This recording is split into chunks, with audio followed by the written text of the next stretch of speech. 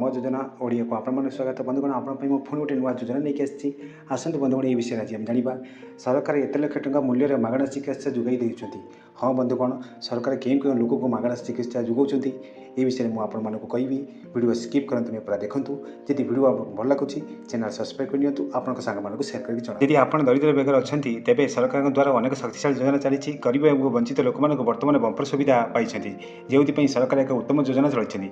यदि आप असुस्थ होती तेज टंका विषय चिंता करूँ ना कारण सरकार अनेक स्वास्थ्य योजना लोक हृदय जितवाई कार्य कर सरकार जन आरोग्य योजना चलाई जो लोक मैंने 5 लाख टंका पर्यंत मागणा चिकित्सा पाइपर। यही योजना सारा देश में लोक मानक जीवन रक्षा करुच्ची। आयुष्मान सोना योजना योग्य परिवार को सरकार प्रदान कर जहाँ समस्त हृदय जितुची।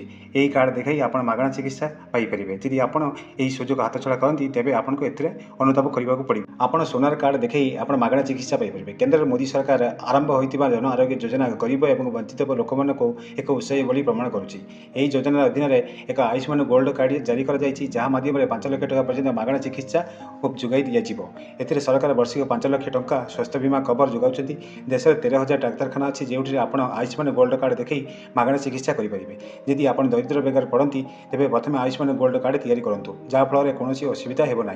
आपड़ यह उभय ऑफलाइन और ऑनलाइन पाइपर जहाँ एक सुवर्ण ऑफर परी हेब। या माध्यम कर्कट और हृदय रोग भली रोग सहित प्रिय 1500 रोगर मागणा चिकित्सा जोगाई दिज्व। आयुष्मान गोल्ड कार्ड तुरंत आवेदन करूँ। मोदी सरकार द्वारा परिचालित जन आरोग्य योजना अधीन में आपको आयुष्मान गोल्ड कार्ड को सरल उपाय पाइपर जहाँ आपंकर कौन असुविधा सम्मुखीन होगा पड़ना। ये आपको शीघ्र ये योजना आवेदन करने को पड़ो।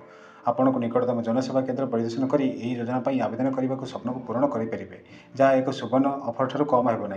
आप आवेदन करने पूर्व आप योग्यता मूल्यांकन कर सरकारी एजेंट आपण डॉक्यूमेंट्स जांच करेंगे। बंधुगण जदि वीडियो आपको भल लगुच चैनल सब्सक्राइब करनी आपण सांग शेयर कर दिखाँ।